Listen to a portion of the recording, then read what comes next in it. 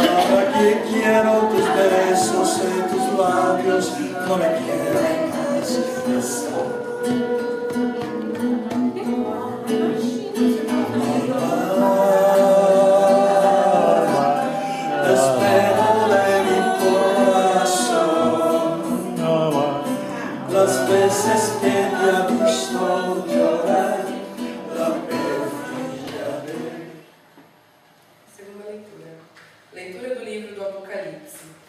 Jesus Cristo é a testemunha fiel, o primeiro a ressuscitar dentre os mortos, o soberano dos reis da terra. A Jesus que nos ama, que por seu sangue nos libertou dos nossos pecados e que fez de nós um reino, sacerdotes para seu Deus e Pai. A Ele a glória e o poder em eternidade. Amém. Olhai, Ele vem com as nuvens, e todos os olhos o verão, também aqueles que os transpassaram. Todas as tribos da terra baterão no peito por causa dele. Sim, amém. Eu sou o Alfa e o Ômega, diz o Senhor Deus, aquele que é, que era e que vem, o Todo-Poderoso. Palavra do Senhor. Graças a Deus.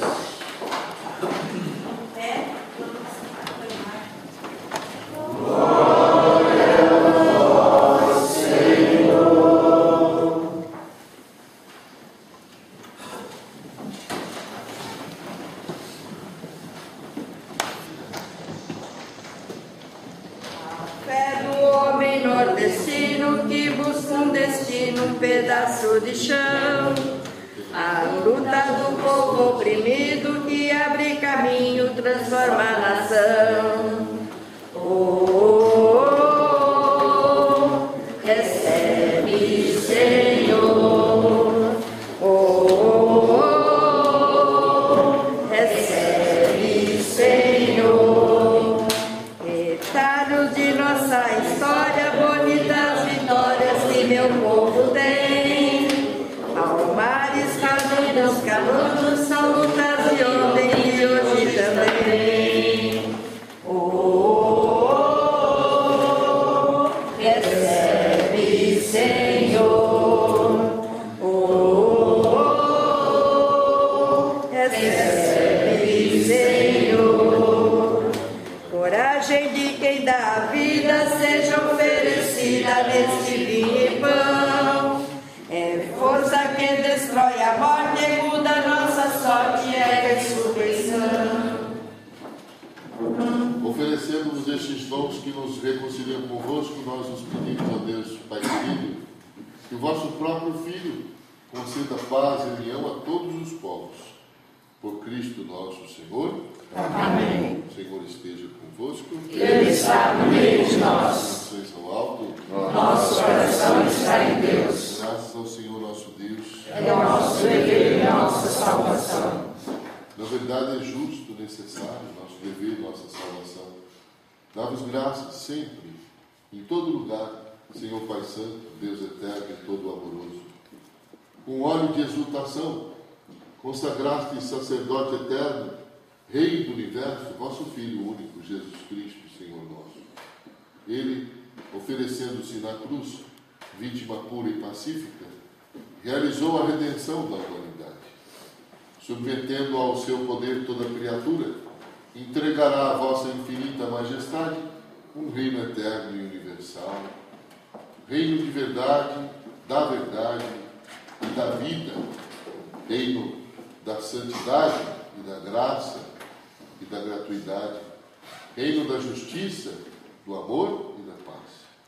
Por essa razão, hoje e sempre, nós nos unimos aos anjos, arcanjos, querubins, serafins, e aos santos e santas, e a toda a milícia celeste, para cantar a uma só.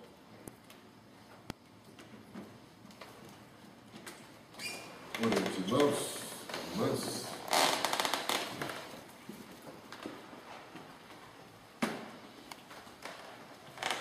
Alimentados pelo pão da vida eterna, pão do reino, nós nos pedimos a Deus, Pai querido, gloriando-nos de obedecer na terra aos mandamentos de Cristo, Rei do universo, possamos com Ele viver eternamente, desde já no reino dos céus.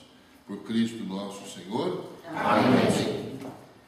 Não podemos parar, porque se nós não fazermos essa proposta nossa, é transformar o Estado, sabe? Você não transforma o Estado no evento, você transforma o Estado no processo, no caminho. Falaram muito no processo aqui hoje. A gente estava numa conversa com a Alain, né? Cadê o menino? Eu lembro que a gente conversava sobre Jesus Cristo, que quando Jesus Cristo se dignou para o Império Romano, ele podia sair da Palestina e lá em Jerusalém meter o dedo na cara do sacerdote, falar: vocês são todos canalhas, vocês são uns bestas, vocês estão traindo o povo judeu, vocês se venderam para o romano. Ele ia morrer e ninguém ia saber. Então, a morte de Cristo em si, essa denúncia lá em Jerusalém, não ia valer absolutamente nada. Mas ele não fez isso dessa forma. Ele caminhou por toda a Palestina durante 3 anos.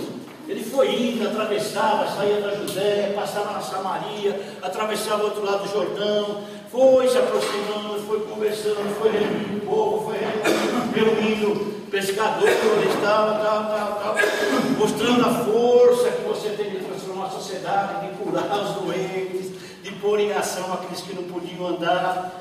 Quando ele chegou em Jerusalém e meteu o dedo na cara dos sacerdotes, todo mundo já sabia do que estava acontecendo, todo mundo já sabia qual era a proposta.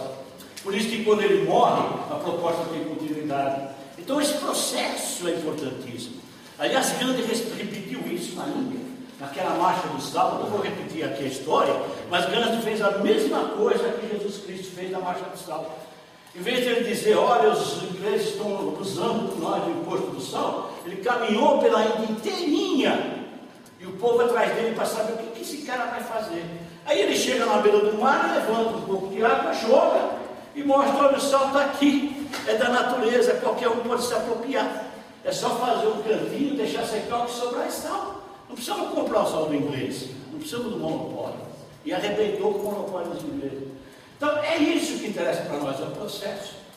Não é o momento, não é o evento que está acontecendo.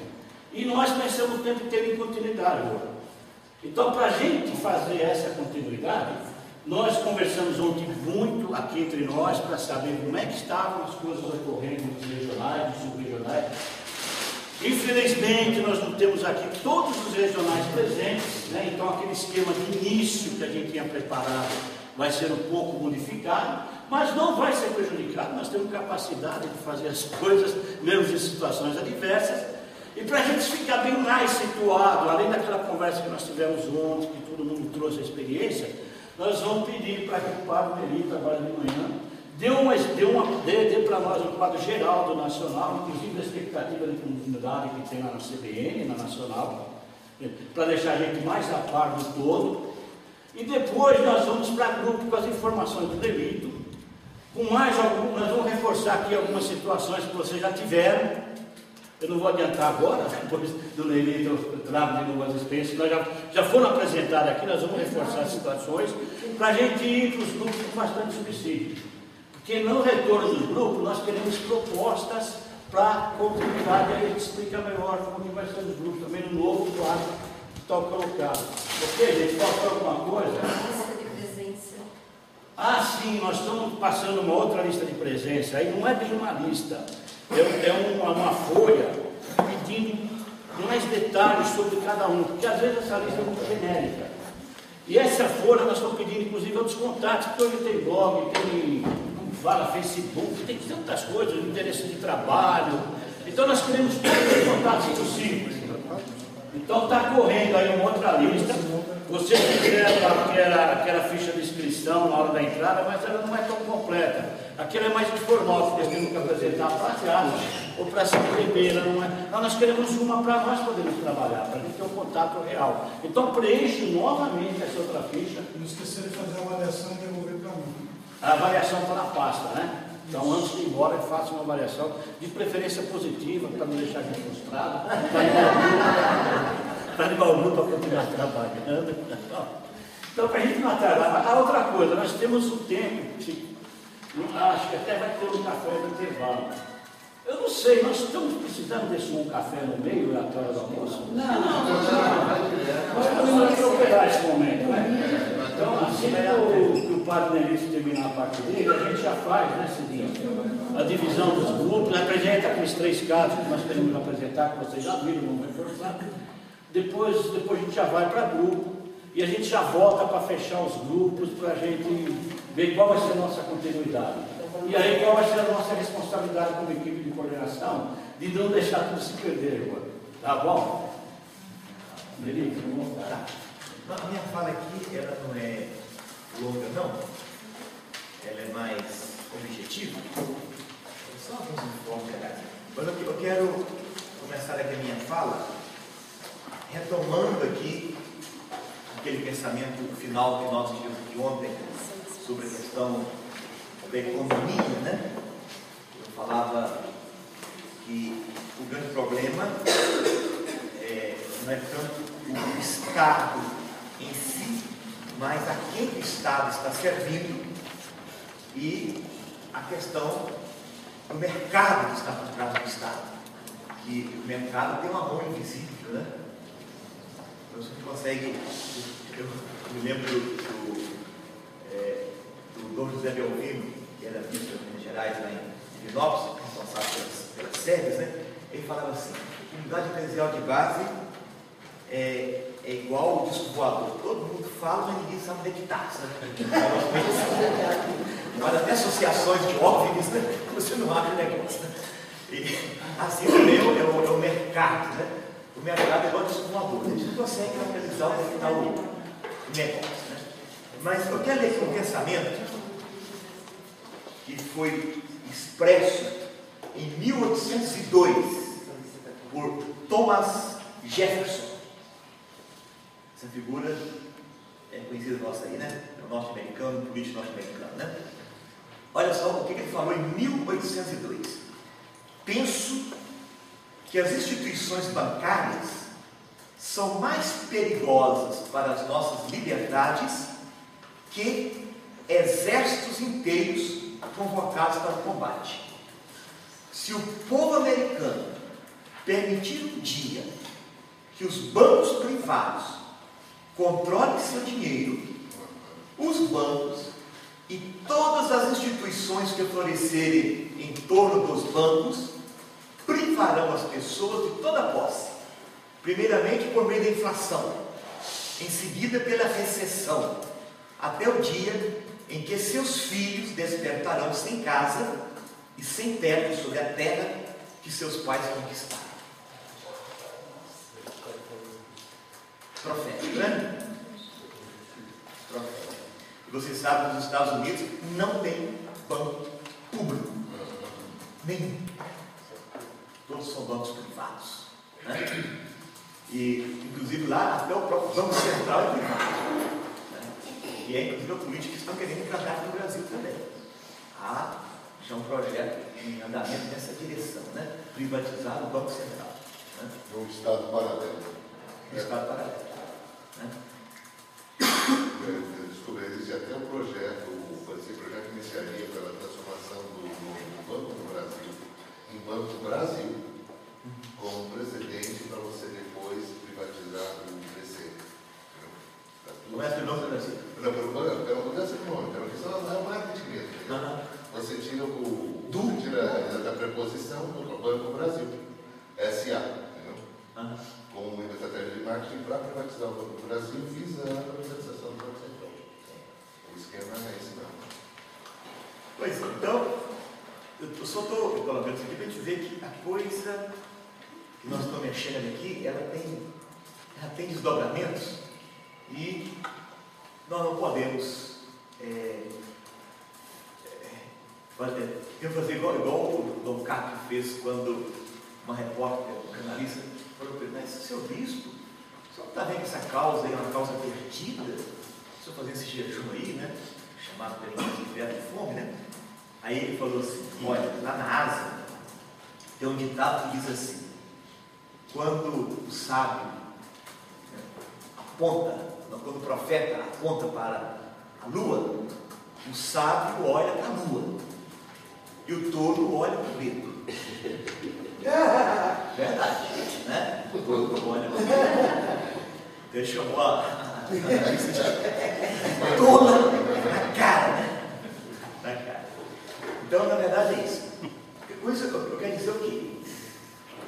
Eu quero reforçar essa ideia que está sendo dita aqui, inclusive aquele pensamento originário do Dom Maurício, que a Semana Social, ao trazer o debate sobre o Estado, está apontando para algo muito mais.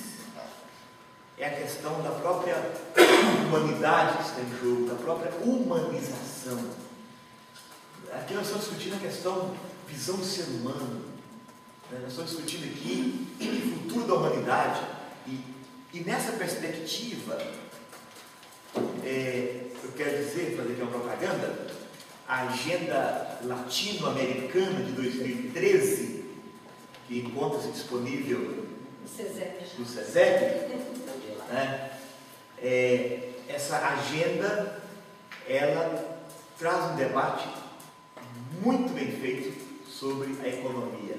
O lema aqui é a outra economia.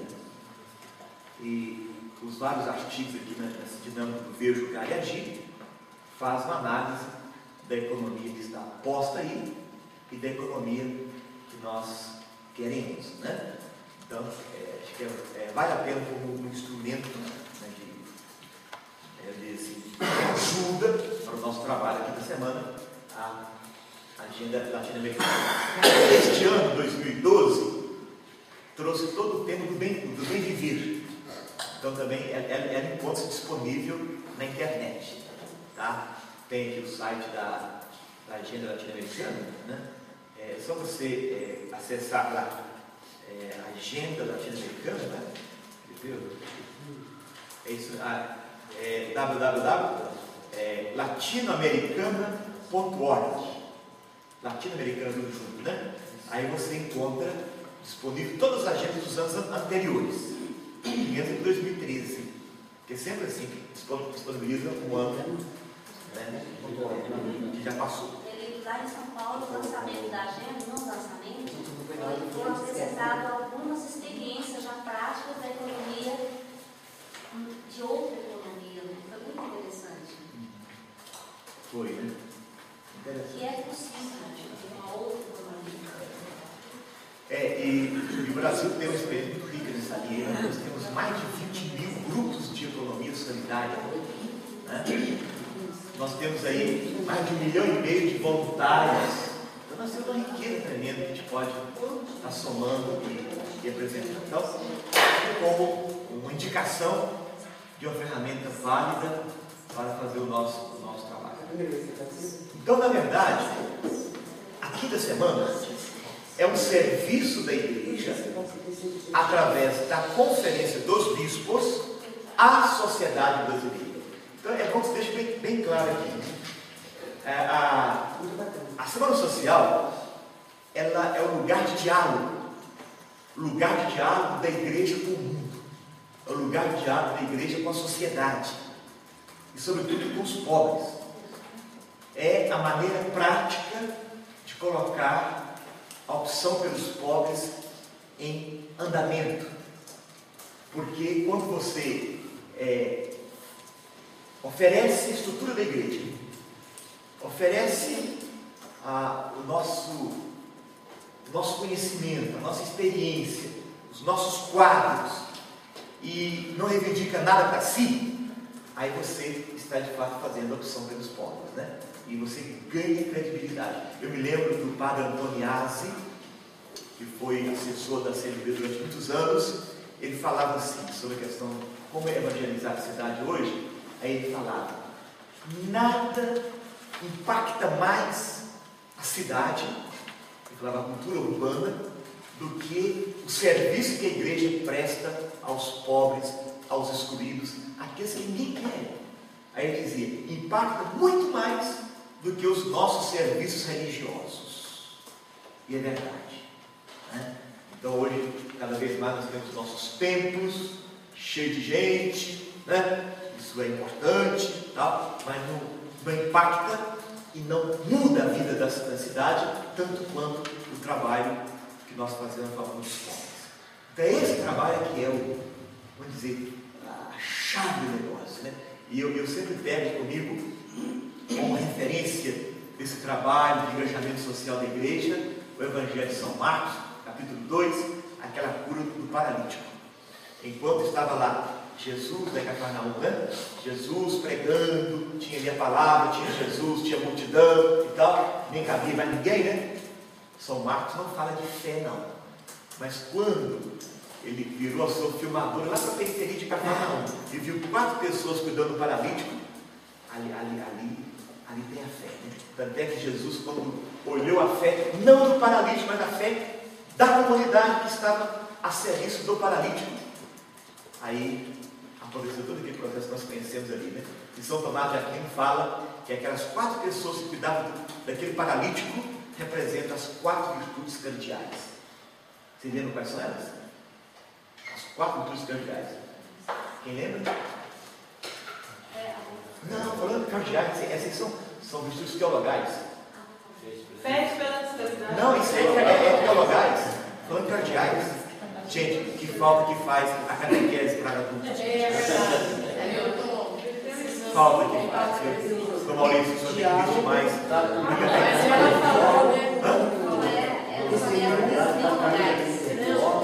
Não, também não. Essas obras de misericórdia. Gente, vamos voltar para a catequese. Pelo amor de Deus. O negócio está feio. Alguém fala muito que hoje de catequese para adulto. Então vamos tentar fazer catequese para a construção social. Amigo. Você está?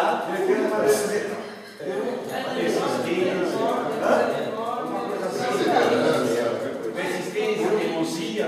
É nessa linha mesmo. Misericórdia. Não, é justiça, temperança, prudência e fortaleza. Todos foram reprovados. Nós temos muito trabalho agora na escola social e na escola social. Estamos de novo fazendo para nós.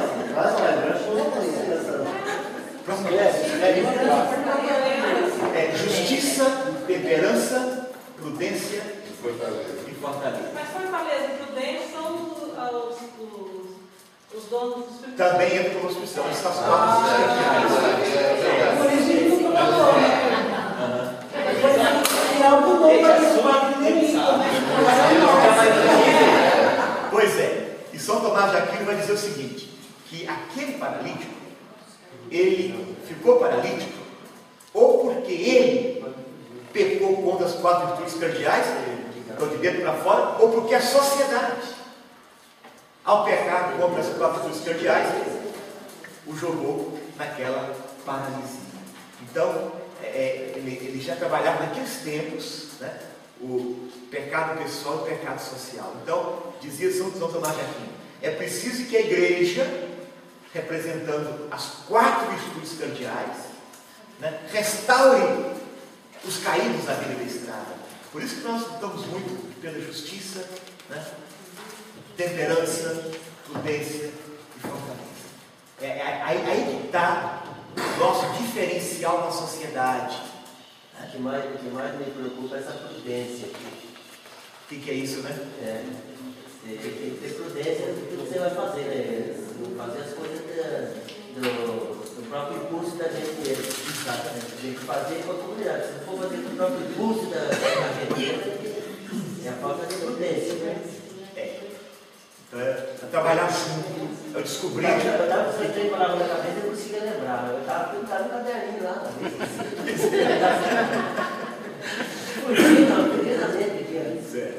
Então, veja bem, voltando aqui na Semana Social. Então, é um serviço que a igreja presta à sociedade, não reivindica nada para si, nenhum privilégio e nenhum direito para a instituição. Inclusive, não é a CNBB quem define o resultado final desse produto da quinta Semana Social. Ela lança a pergunta, oferece subsídios, mas quem vai dizer isso é a própria sociedade, as pessoas envolvidas que vão dizer que Estado nós queremos, como queremos, para quem, nós que vamos dizer isso conjuntamente, né? Não é tutelado pela instituição, então é um serviço que nós prestamos à luz da opção pelos pobres. Isso fica muito claro para nós, né? Nesse ponto eu sinto assim, uma dificuldade que eu vejo é a fragmentação, né? Porque eu creio que a sociedade é contrabalançada por uma situação de conflito, de violência, de tanta coisa maldosa, tanta injustiça e tudo, com tantos serviços, né, bonitos, mas que isso não se apresenta. Os meios de comunicação não falam, entendeu? Não utilizam. E entre nós há uma tendência muito grande de fragmentação. Eu acho que eu vejo essa Assembleia aqui reduzida, sabe? Eu vejo muito isso, sabe? Porque acho que a fragmentação é a fraqueza nossa no momento. Então, como que a gente vai se fortalecer? A gente se juntando. Acho que isso que você está falando é muito importante. Se juntando, né?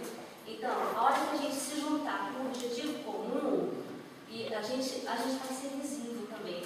E essa visibilidade não é para engrandecimento nosso, para nos incensarmos, mas é uma visibilidade para que outros possam também ver e se somar, se juntar conosco, né, nessa caminhada que acho que agora é muito importante.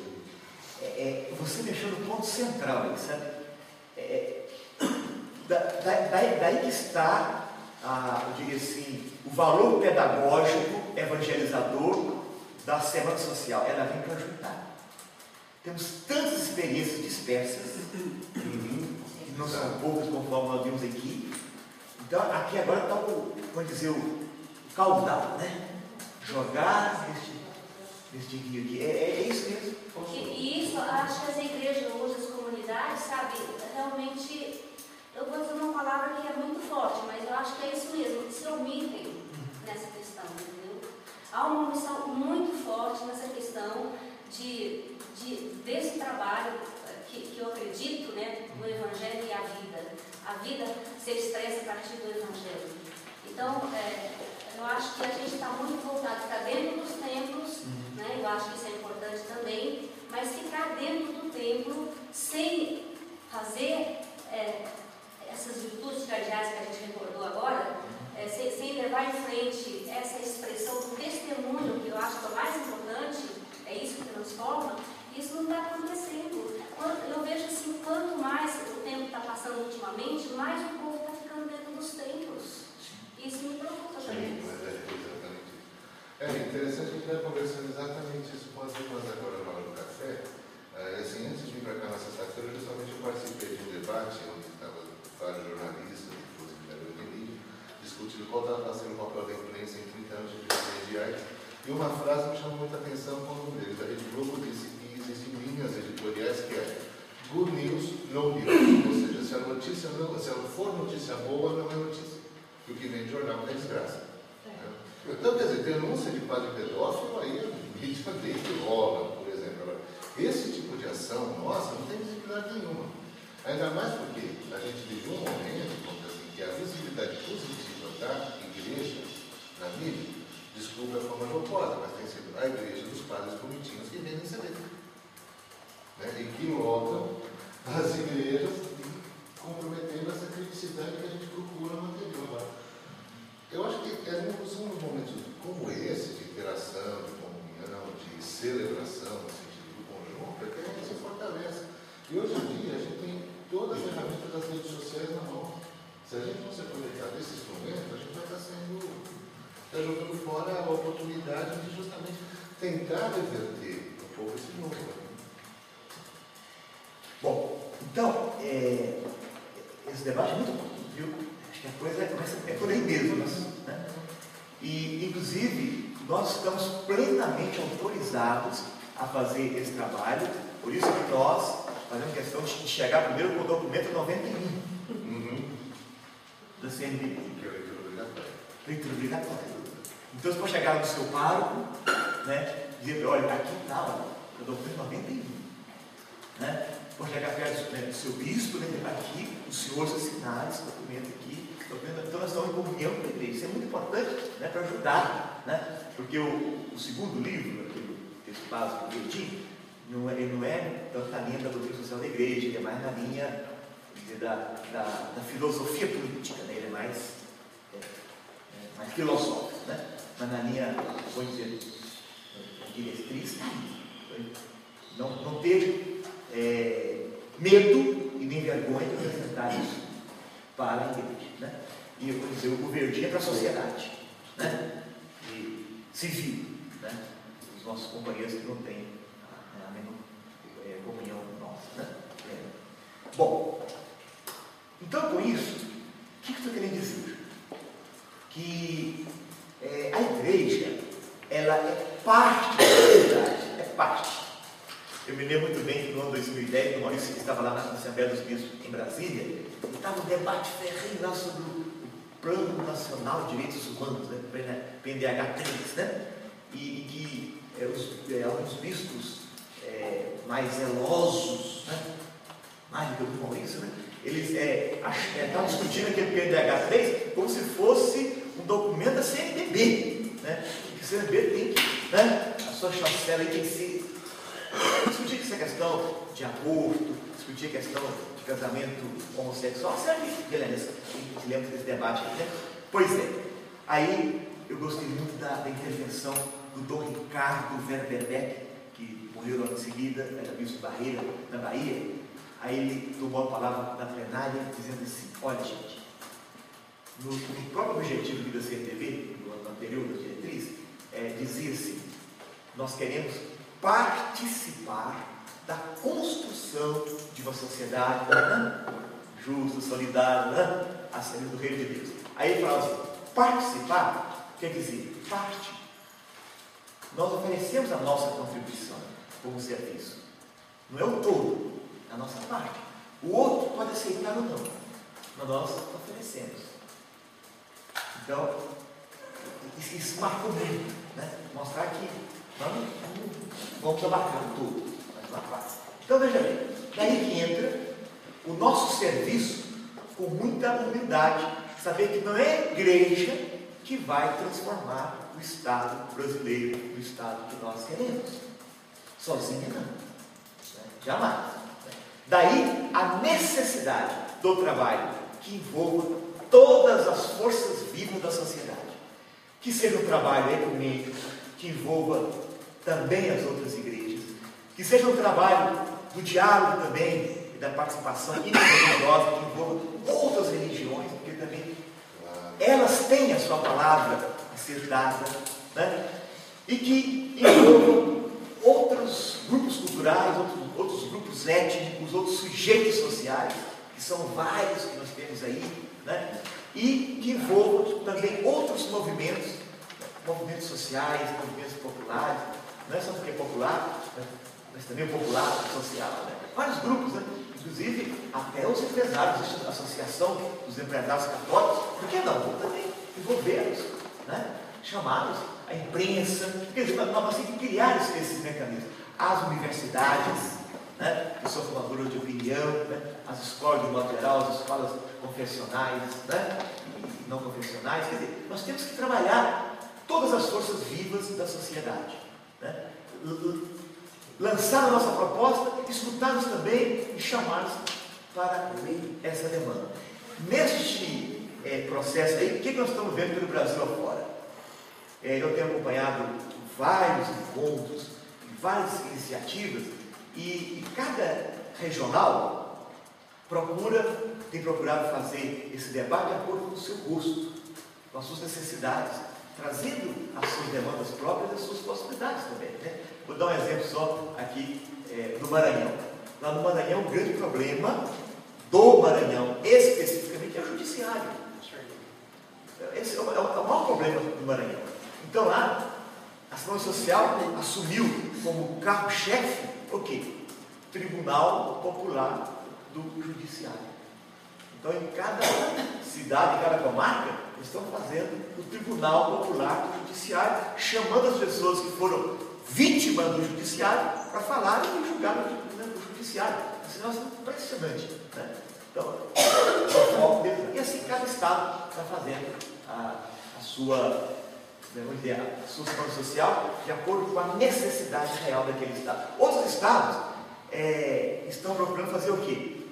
Acabar com essa fragmentação das pastorais dos trabalhos nossos, criando e reforçando um fórum das pastorais, onde já existiu ou não existia, ou precisa de existir, né? Criando para dar uma direção focada, né, no seu trabalho. Então, nos lugares assim. Então, na verdade, para dentro da igreja e para fora. Então, os dois aspectos, reforçar o interno e lançar a nossa proposta para fora. E, inclusive, em alguns lugares eu tenho escutado assim, aqui, a Semana Social que está reforçando o nosso compromisso social. Ela está fazendo nós entender coisas que nós não entendíamos antes. Outros dizendo assim, foi quando começou aqui a Semana Social, no ano tal, né, que nós descobrimos um montão de demandas que não estavam claras aqui para nós, né? E outros dizendo, através também do nosso trabalho social que nós reforçamos a Semana Social e trazemos para aqui a Semana Social. Então, em algum lugar, a Semana Social cria demanda, ou faz aparecer demanda, possibilita a pastoral social, ou em outros lugares a pastoral social é o carro-chefe de fazer acontecer a Semana Social. Então, o fato é esse, que, na verdade, o Brasil inteirinho, de norte a sul, leste a oeste, está muitíssimo envolvido com a Semana Social. Eu vou dar só um exemplo aqui, mais para fechar que deu de exemplo, né? Eu estive agora no Regional Oeste 1, que é Campo Grande, né, Mato Grosso do Sul, e fiquei impressionado de ver os bispos lá, são 7 dioceses, né, estavam lá os 9 bispos, participando o tempo todo com o pessoal que vem das comunidades, das lideranças, das pastorais, no estado em que os índios estão, foi até dito aqui, os Guarani e Kaiowá, né? Estão numa situação delicadíssima. Né? A questão indígena, ela entrava muito assim como aviso final na hora de dar o amém, né? Entrava assim.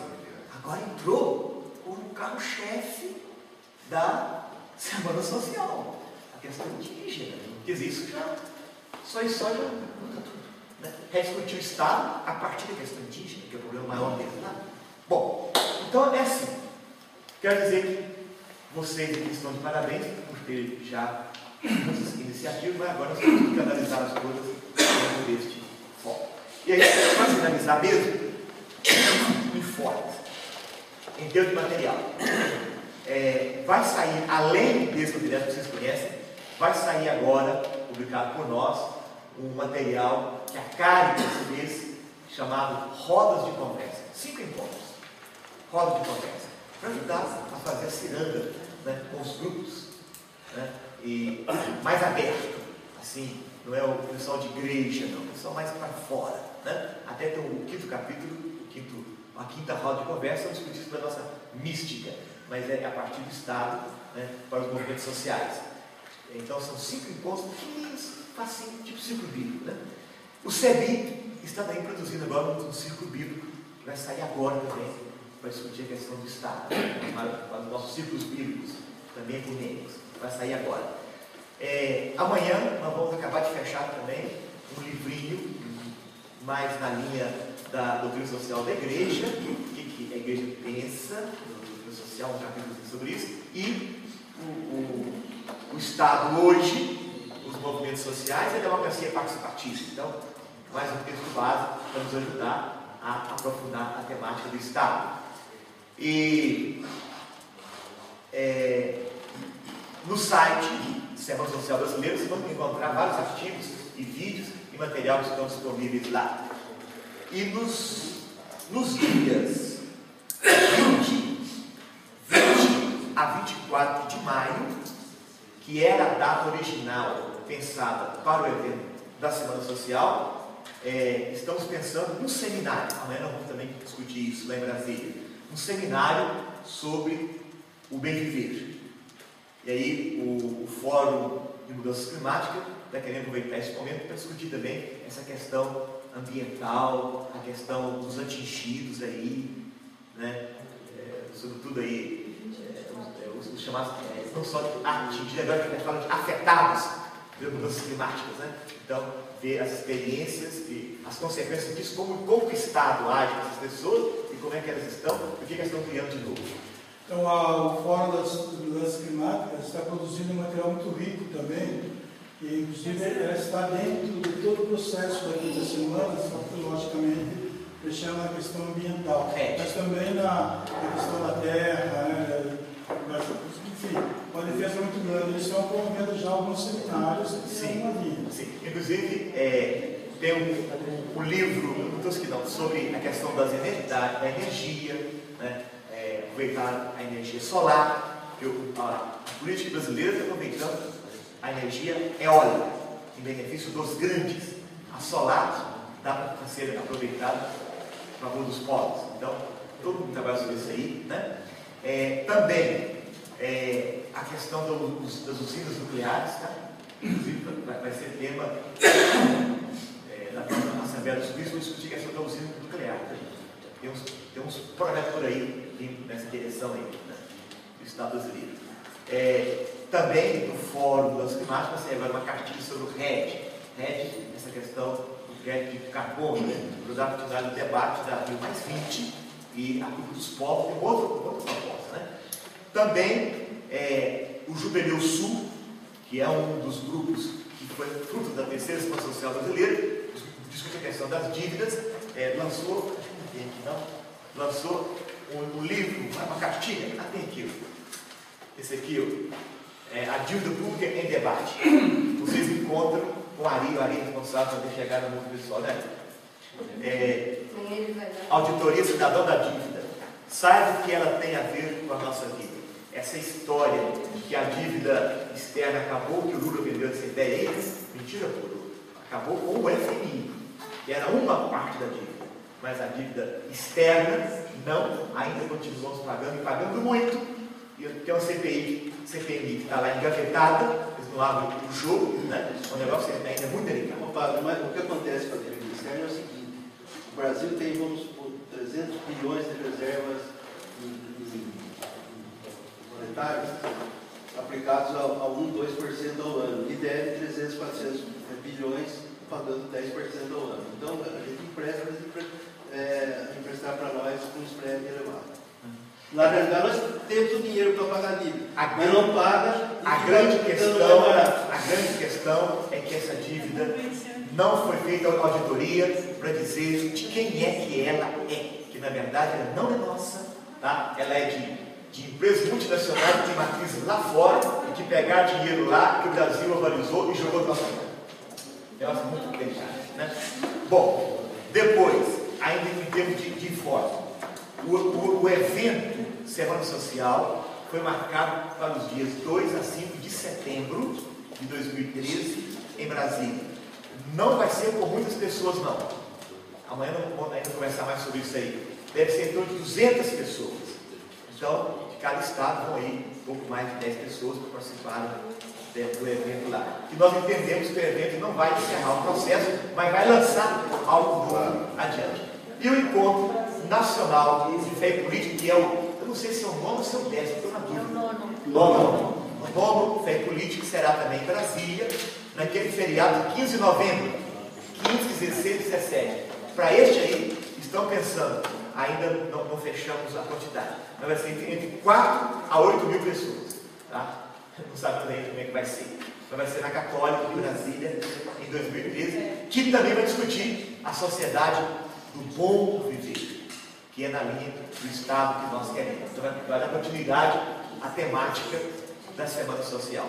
E o Intereclesial das Séries, de 7 a 11 de janeiro de 2014, que vai discutir aí, né, a profecia, né, a serviço da vida, que também está muito vinculado com a temática da discussão sobre o Estado. Então, basicamente, é isso. Tá? Eu tenho para informar a vocês e dizer que nós temos muito serviço pela frente, né, Val? Muito. Graças a Deus. O caminho está aberto, o caminho está posto. Agora a gente tem que saber caminhar.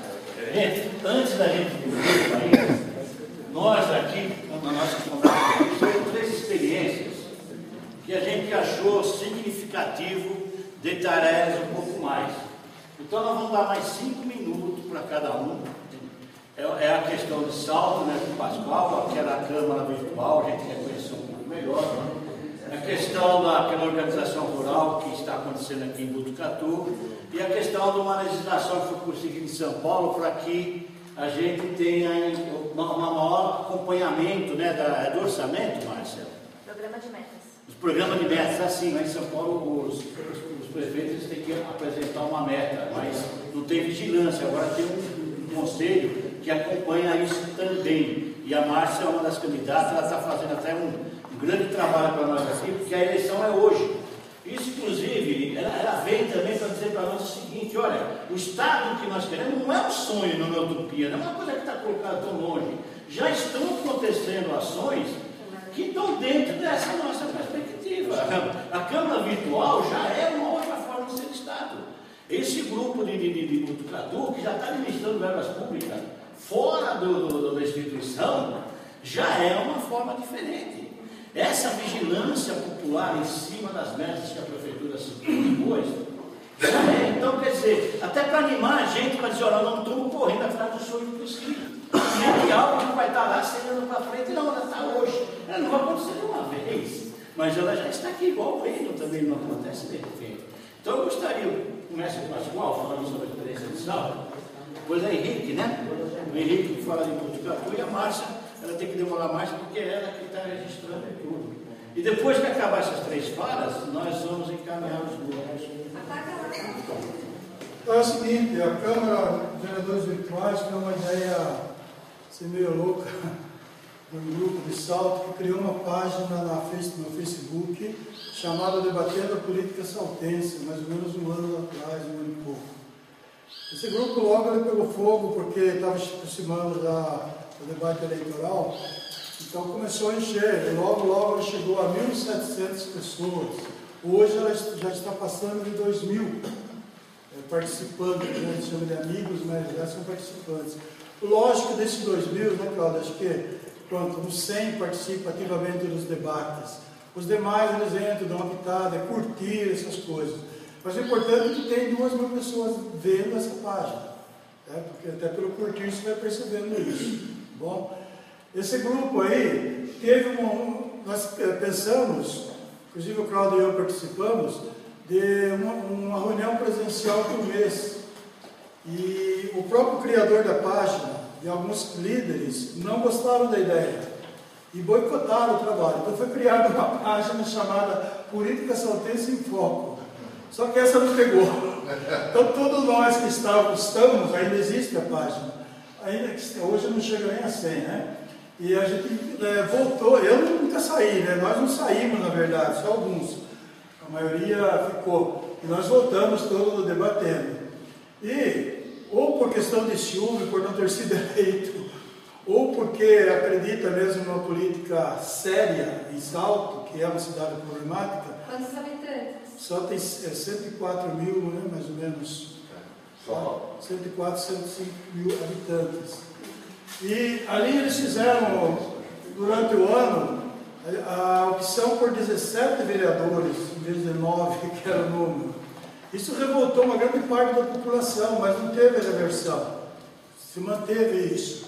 Então, embora tenha sido rico, mas foi bastante polêmico durante o período eleitoral, será sentimento de frustração de alguns, mas a necessidade de um debate político sério levou um deles, que é um jornalista, né, o Zé Singh Júnior, jornalista muito polêmico, por sinal, principalmente contra a igreja, e resolveu criar essa página, colocou o debate no Debatendo, nós embarcamos, aprovamos a ideia, e todos os, na época, 1700 e lá vai pedra, eles optaram por fazer uma eleição.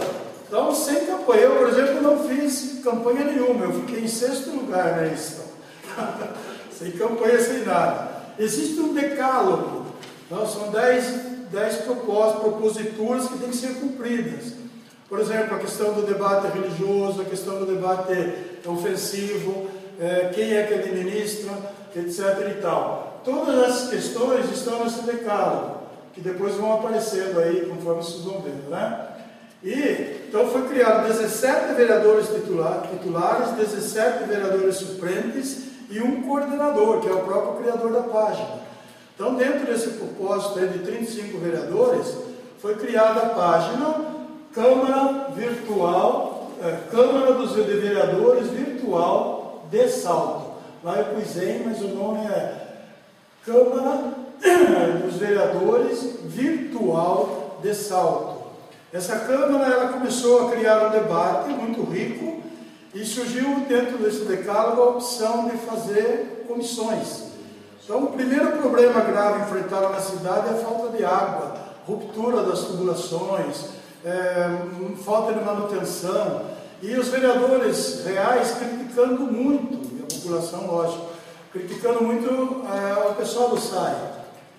E aí foi criada a primeira comissão, de 4 pessoas, 4 vereadores virtuais, assessorados por profissionais da área, que não são vereadores, e além disso, os vereadores virtuais têm mandato de 1 ano e não recebem nem ajuda de custo. Nem para gasolina, nada, tem que se virar mesmo. Nem para pagar internet. Nada. É tudo voluntário mesmo.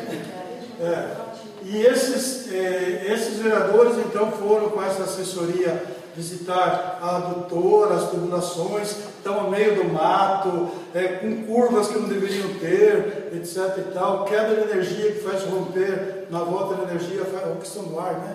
Que faz romper a adutora. E se descobriu que agora em dezembro completa 8 anos de alguns vereadores. Nessas 2 últimas legislaturas, nenhum vereador da cidade esteve perto da adutora. Nenhum. Tá? Então, esse grupo já apresentou com filmagem, com fotos, com documentos, para levar para o novo administrador do SAI, principalmente para o novo prefeito. Né? Foi criada também a segunda. Eu sou vidrado em trânsito, né?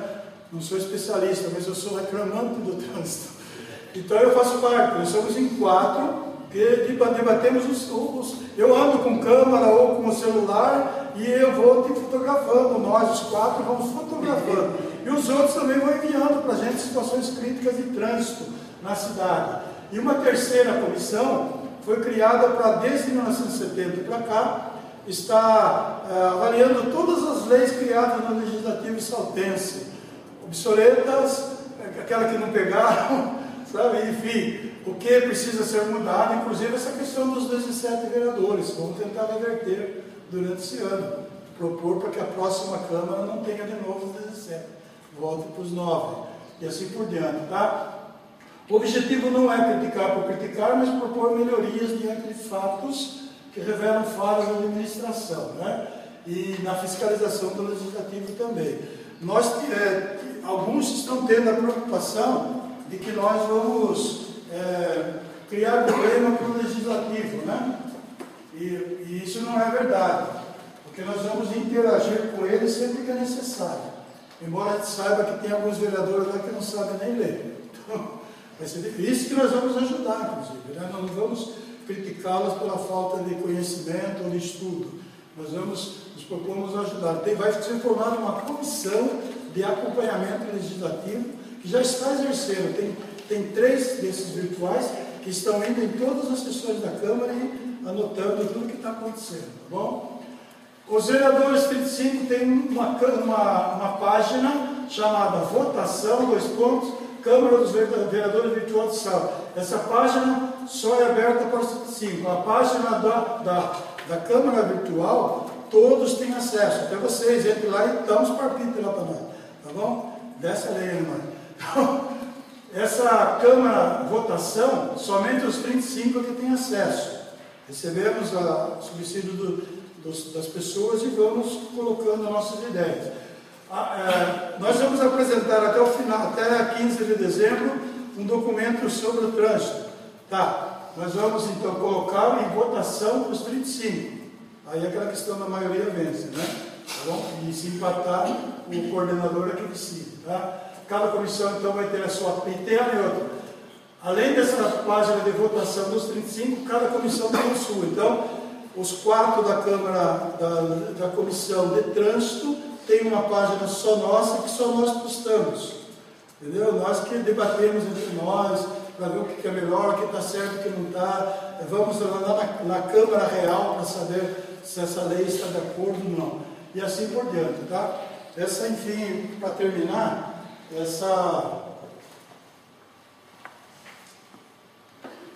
a questão dos membros também. Nós estamos enfrentando um problema agora. Um membro da Câmara, um vereador titular, uma das filhas dele ficou uns dias na UTI, né? É isso, né, cara? Uns dias na UTI, e ele postou que ele ia ficar um tempo afastado, mas ele não pediu licença.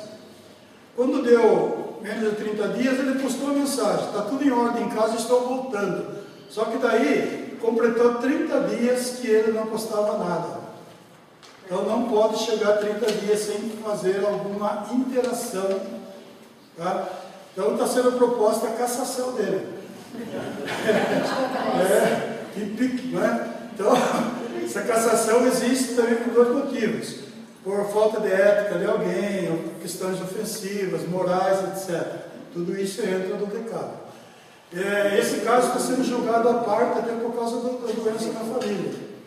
E tem alguns, por exemplo, que estavam com problema na família, que disseram: olha, vou me afastar um tempo, pede licença, cai lá para a suplência, o suplente entra no lugar dele, se ele é titular. Se ele é suplente, ele cai fora da lista. Entre os 36º em diante, mais votados, vão entrando no lugar. Quando vence o período de licença, reverte o quadro. Democraticamente a pessoa aceita, faz parte do recado, tá? E termina o ano, acabou o mandato de todo mundo. Tomara que eu não seja reeleito. No meu lugar eu indico o Cláudio. É fabuloso. Façam a experiência, entrem na página Câmara dos Vereadores Virtual de Salto. Antes disso, entrem na página Debatendo a Política Saltense para ter uma ideia do porquê esse povinho chegou a essa criação da Câmara. Já foi então matéria do SBT, foi matéria da TVT, já foi publicado em jornais do Mato Grosso do Sul e do Mato Grosso do Norte, Mato Grosso também, Cuiabá, né? E está sendo publicado no entorno de Brasília. Então isso está se espalhando. Todos os jornais da cidade também. Todos os jornais da cidade se motivam. E o pessoal de Ribeirão Preto, sábado passado, um grupo de Ribeirão Preto veio visitar a Câmara Virtual. Quem de vocês quiserem conhecer, entre em contato comigo que eu agendo com os... Entre os 35 existe, além do coordenador, uma comissão que é mais ou menos a comissão diretiva da Câmara, nós chamamos isso, presidente, secretário, essas coisas, né? A mesa diretora, existe uma mesa diretora também, tá? Composta de 6 pessoas junto com o coordenador, tá bom? Essa é o trabalho. Eu não entendi como é que vocês são eleitos. A sociedade é convidada a eleger? Sim, a sociedade é convidada a entrar no Debatendo a Política Saltense. Os 2 mil que estão fazendo parte Esse Debatendo a Política Saltense é que vota. Aconteceu na eleição também, descobrimos, quase caçamos os caras, mas depois voltaram atrás, não houve cassação. Teve um, por exemplo, que isso foi provado, em que ele colocou filho, primo, tio, o pai, que não, o filho tem 8 anos de idade e votou, porque ele entrou debatendo, cadastrou, né, e votou. Aí foi descobrir, peraí, faltava 5 minutos para encerrar a eleição, o cara passou de 3 votos para 48. Nossa. Ele trabalhou com a juventude da igreja e mais a família, que não é pequena. Aí depois descobrimos mais 2 ou 3 casos. Mas aí houve uma votação, já que está eleito, então não pode reverter o papo. Vamos provar outras coisas mais, tá bom? Esse com certeza é uma próxima. Passar aquela experiência rural também é muito interessante. Estão adaptados, né? Sem notebook, sem internet, mas vamos lá. É o seguinte, o Conselho de Desenvolvimento Rural, 5 minutos, ele está previsto na Constituição Paulista. Tá? Vem desde aquela linha de 88, e já na Constituição Paulista foi prevista a criação do Conselho Rural. E em Botucatu foi criado em 98 o Conselho Rural, basicamente para referendar, ser um conselho só para referendar o que já era decidido, né? E depois ele foi crescendo porque o Banco Mundial, o programa que é o financiador do programa de microbacias do Estado, exigiu que tivesse um conselho deliberativo na questão das microbacias. Aí o conselho foi crescendo. E fazendo já um gancho para o regional, existia um regional com 40 membros. Quando você quer acabar um conselho, você amplia ele para 40, para 50 pessoas. E pronto, era todo mundo que fazia parte do conselho regional. E acabou o conselho. Nós, em Botucatu, conseguimos reverter esse quadro, criando um conselho regional com os membros dos municipais. O presidente do regional, membros do regional, são o presidente e o vice-presidente do conselho municipal. Nós temos lá em Botucatu 11 cidades na região, temos 22 membros, né? E fizemos isso de maneira informal com a ajuda da CAT, da Coordenadoria de Assistência Técnica Integral da Secretaria da Agricultura, que nos deu toda a subsidiariedade para isso acontecer. Fizemos inclusive o nosso regimento interno, fizemos várias ações de maneira informal, não ilegal, mas um conselho de representantes, criamos esse conselho,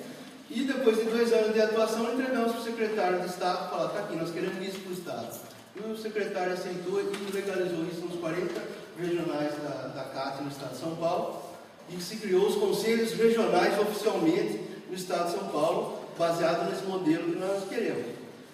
Nós não estamos satisfeitos, nós queremos um conselho estadual de desenvolvimento rural, formado por todos os representantes, um titular e um suplente, para dar 20 e 20, para não ficar 40, né, voltar no mesmo caso, alternando, né, os períodos, para ser o conselho estadual, cada representando um conselho regional, porque você tira tudo da base, porque no municipal estão todas as entidades.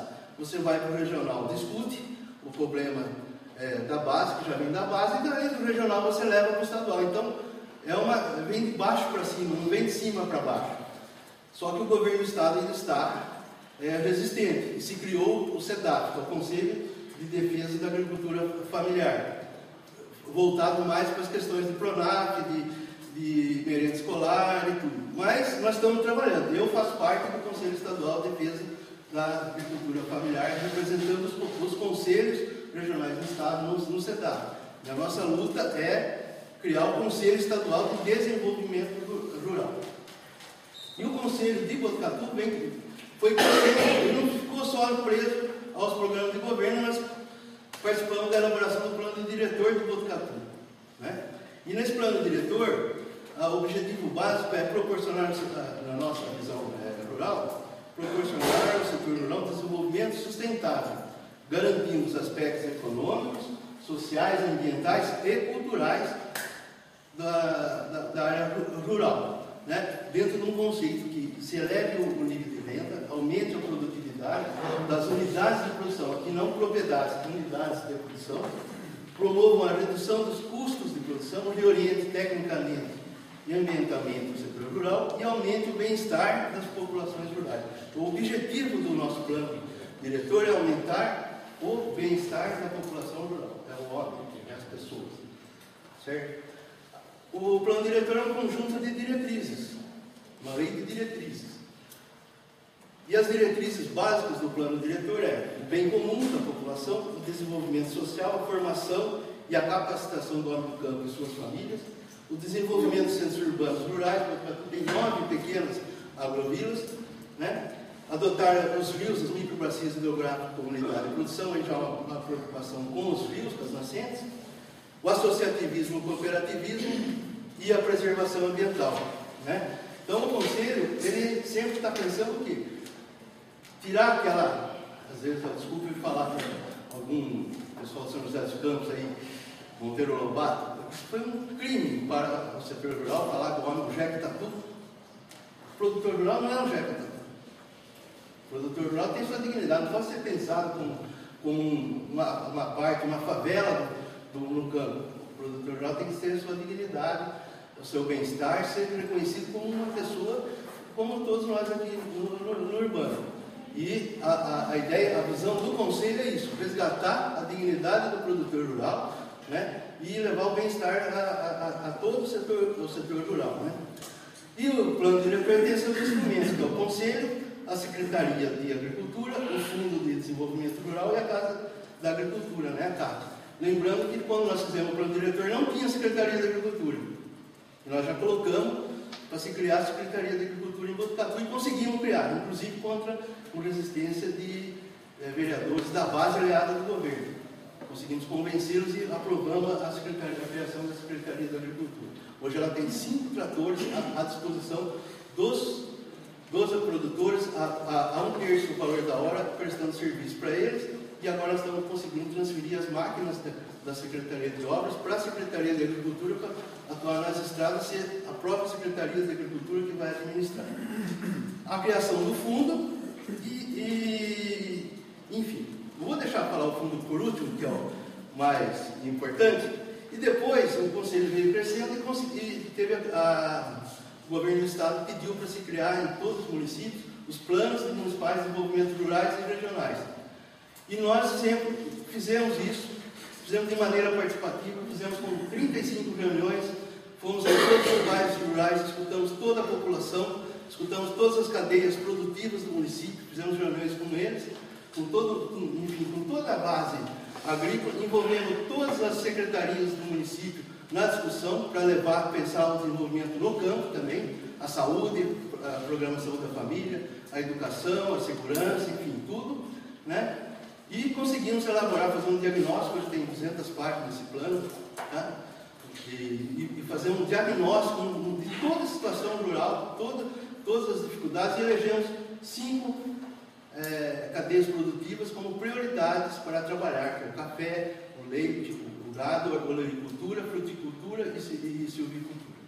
Enfim, nós fizemos isso nesse plano de maneira participativa. Como reconhecimento desse trabalho do Conselho, o Banco Mundial vem em Botucatu conhecer o Conselho de Botucatu e o Fundo Rural. Porque como eles estavam fazendo o segundo microbacias, o presidente do Banco Mundial para a América Latina, uma delegação, foi em Botucatu, nós apresentamos para ele o trabalho do Conselho e dos planos, e o fundo que ele queria conhecer o Conselho de Botucatu como referência no Estado para a questão do programa de microbacias que foi assinado já e já está em andamento o segundo programa de microbacias do Estado. Então para nós foi uma satisfação, né, um reconhecimento do Banco Mundial. Enfim, aí nós criamos, né, fizemos isso, e criamos o plano, ele tem seus programas. Eu vou, assim, mas é um fluxograma assim, você tem o plano diretor, que foi pensado, o planejamento. Você tem o plano rural, regional e municipal. Se tem os programas, que nós estamos trabalhando agora nos programas, por exemplo, o programa do leite, o programa do café, o programa da silvicultura, programa de estrada. Conseguimos um programa de pagamento de serviços ambientais. No dia da ficha limpa, Dom Maurício, o senhor lembra quando nós lançamos a ficha limpa lá em Botucatu, né, em 2009? Em 2009, eu saí do gabinete do prefeito, eles estavam alugando o prédio da igreja lá. Eles estavam reformando a prefeitura. Eu levei nesse dia a proposta de se criar o programa de pagamento de serviços ambientais em Botucatu, com dinheiro da Sabesp. Eles estavam renovando o contrato da Sabesp, e a Sabesp capta água e não paga para nós produtores, porque somos nós que produzimos água para eles. Quem produz água para os rios, que faz a conservação do solo, terraceamento, conservação de nascentes, de mata, adequação das estradas para não correr enxurrada, tudo, são os produtores. E a Sabesp, que é para se infiltrar, daí se infiltra, chove, se infiltra água, vem drenando o lençol freático e aumenta a vazão dos rios. A Sabesp não paga nada para nós gastamos dinheiro para preservar e não ganhamos nada. Então nós conseguimos isso, o prefeito gostou da ideia e exigiu na renovação, falando, não, eu quero um X potencial disso daí também. Não vou entrar aqui na discussão se foi certo ou não a renovação da Sabesp, mas conseguimos. 1% de todo o faturamento bruto da Sabesp vai para esse fundo. Certo? E quem vai administrar esse fundo é o Conselho Rural do Condema. Só assim fazer um adendo, nós temos participação do Conselho Rural em vários conselhos. O Condema, a Segurança Alimentar, certo? Nós temos representantes, eu represento o Conselho Rural no Condema. Então quem vai administrar o PSA é o Condema e o Conselho Rural, quer dizer, ficou com nós.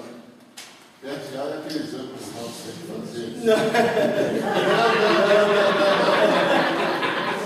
Você faz pré-exame de toque, foi?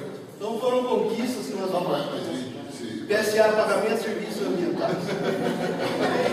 Então, é uma maneira de nós estarmos diretamente. Mas acima dos 40 não tem o que fazer, tá certo? Enfim, mas vai ser administrado por quem? Por um conselho gestor, formado pelo Condema e pelo Conselho Rural. Conselho de Defesa do Meio Ambiente. Tá?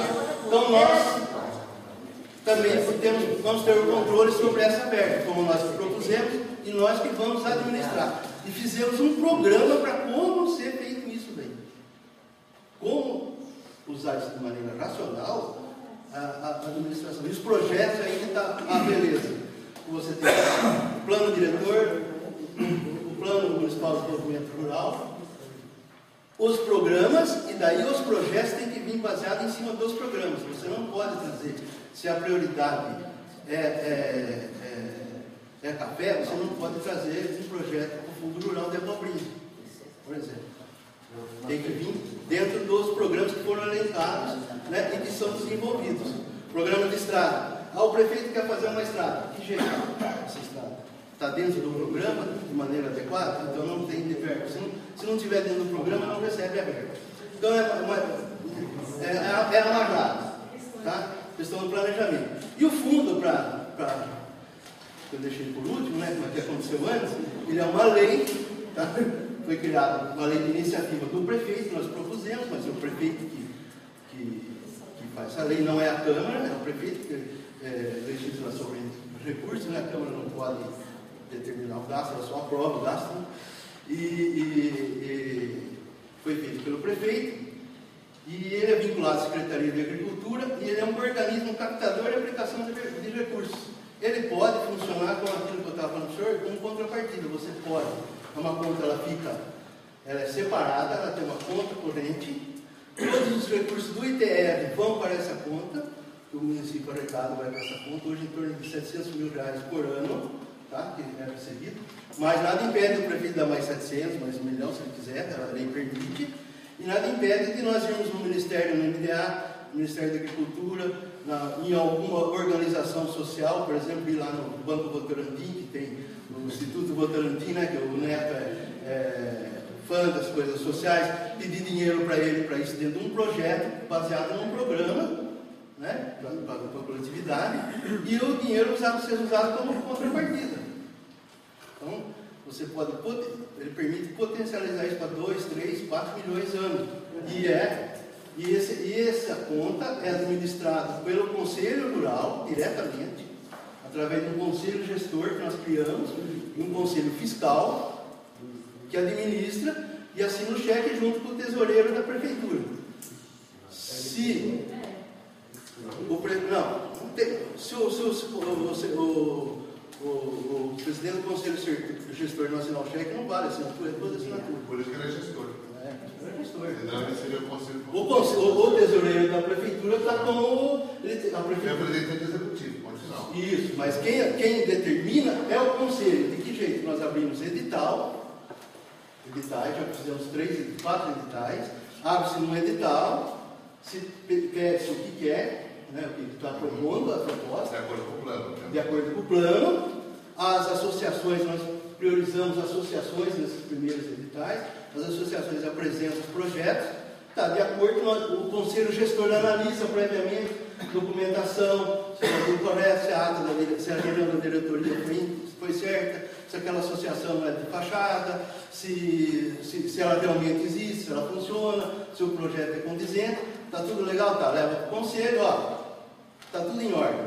Se vocês agora analisam no mérito. Aí a gente analisa, fala não, e aprova.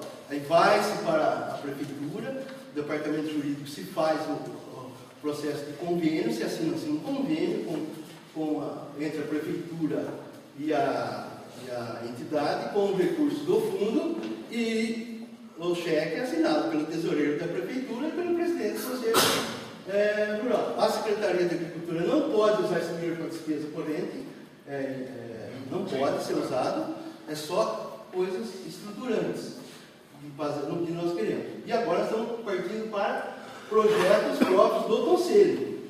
Por exemplo, nós compramos pedra para as estradas rurais, né?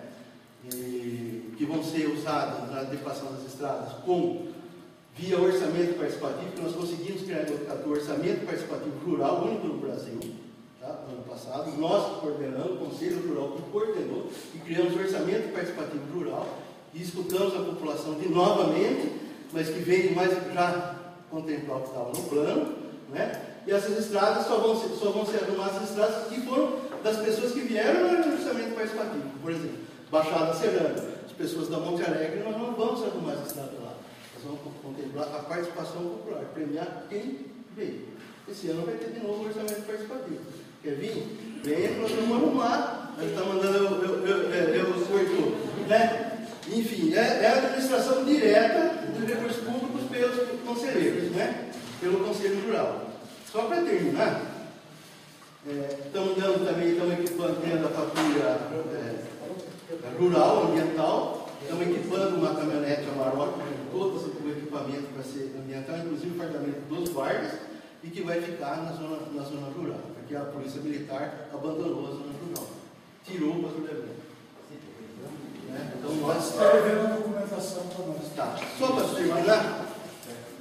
É a terceira vez que você fala. O Conselho Rural fez parte da minha TCC lá do CEPET, do meu TCC, né? E eu concluí. Eu vou só dizer como eu concluí, né? Que através da institucionalização do Conselho permitiu-se a participação direta dos produtores na elaboração e execução das políticas públicas. Foi a participação direta. Somos nós que administramos a política pública, desde o plano e financeiro. O protagonismo dos produtores induziu a melhoria das práticas sociais, econômicas e ambientais, com o crescimento da participação política.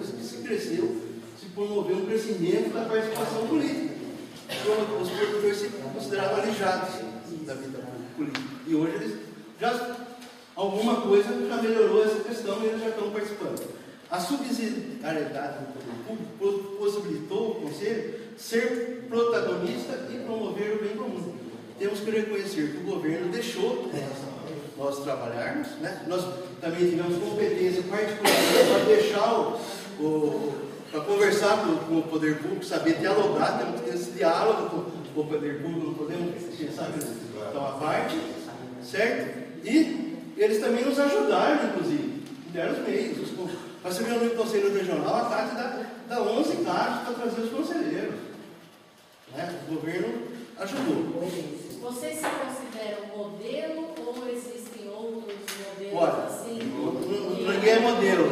Nós caminhamos, nós avançamos. No conselho. É um projeto piloto, igual o de Botucatu não existe. Eu estou indo em vários lugares no estado falar do conselho de Botucatu.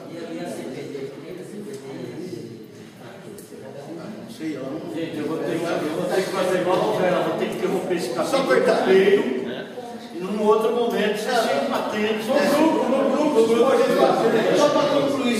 A terceira vez que você fala.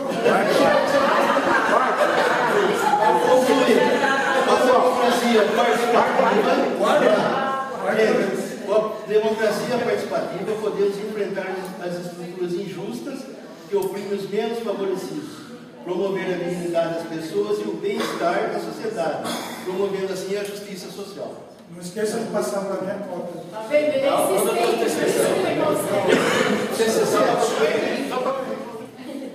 É assim, na cidade de São Paulo tem uma rede, e essa rede se chama Rede Nossa São Paulo. É um grupo de entidades que trabalham em vista da cidadania. Essa rede é organizada em grupos de trabalho, são chamados de GTs. Então, cada GT acompanha um aspecto da cidade. Então, o GT da mobilidade, o GT da democracia participativa, o GT da educação, da saúde e assim por diante. O GT da democracia participativa está atento e ligado em tudo que é publicado nos jornais a respeito dos espaços de participação da população.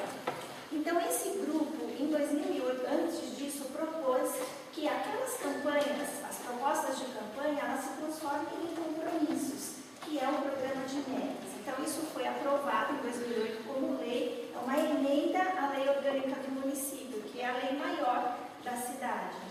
Em resposta a essa emenda, em 2009, veio um decreto. E esse decreto implica que a administração das metas seja acompanhada por um conselho, que é o Conselho Consultivo do Programa de Metas. Então, aconteceu durante a gestão Kassab a eleição do conselho, só que a população não ficou sabendo da eleição. Então, não usou esse espaço de participação. A rede, a partir dessa experiência, atenta a isso, divulgou para os seus pares a informação. E a gente, na Fé e Política, tem a Rede Fé e Política, que é uma rede de associações, de pastorais, de entidades, onde a gente disponibiliza, via os canais que a gente tem, a internet, o blog, vídeos, e-mails, as informações que a gente tem para toda essa rede. E aí o que acontece? Mais ou menos 6 mil pessoas recebem as informações. Quando foi divulgado, as inscrições estão abertas nas 5 regiões da cidade, as pessoas disseram, eu quero participar. Porque a própria Rede Nossa São Paulo divulgava, se você for participar, avisa para nós. E aí nós tivemos esses candidatos inscritos, essa própria rede divulgou, né, quem são esses candidatos e aonde será o local de votação em cada região da cidade, para que a população possa participar. Então, eu sou candidata pela região leste, vai entrar um conselheiro e um suplente por cada região. O conselho é paritário, então são 17 membros, a metade do poder municipal e a metade da sociedade civil organizada. Então, por região entram 5 e mais 3 que são de associações. Isso também não está muito claro na lei. A rede está interferindo para indicar quem são esses outros 3 que a lei não deixa claro. Você tem o número da lei, não? Eu tenho aqui. Depois você faz. Então, isso é uma conquista, né, do trabalho em conjunto. Uma pastoral, um grupo, não conseguiria fazer esse envolvimento de uma cidade de 11 milhões de habitantes. Então, a gente tem aí o quanto que a partilha da informação, a comunicação, o estar atento e disponível pode provocar mudanças. O que esse conselho vai fazer? Ele vai acompanhar, vai fiscalizar a execução dessas metas. E essas metas, elas não são genéricas. Vamos construir 3 hospitais. Sim, 3 hospitais. Aonde? Qual é a subprefeitura? Qual é o distrito? Né? Vai construir 3.000 vagas na creche. Sim, são 500 vagas em cada região, em cada local. O prefeito não pode dizer assim, eu vou fazer o negócio assim. Nos primeiros 3 meses de mandato, ele tem que apresentar à comunidade quais são essas metas por subprefeitura e por distrito. Então fica mais fácil de controlar. A dificuldade agora é pontuar, colocar indicadores para essas metas, porque quando ele faz a pavimentação de uma rua, ele coloca como meta atingida, que é muito diferente de oferecer à comunidade um hospital, uma UBS, um ambulatório de especialidades que é a nossa maior. Isso. Então, eu creio que esse conselho ele vai ter que também apontar isso. Como a gente vai quantificar essas metas, né? Senão fica um pouco fácil de dar 50%, 70% de metas cumpridas, mas quais são elas, né? Então, a gente tem muito para avançar ainda, mas já há instrumentos de cobrança e responsabilização do executivo, porque uma vez comprometido ele tem que responder por aquilo que ele prometeu fazer. É isso. Posso dar uma contribuição?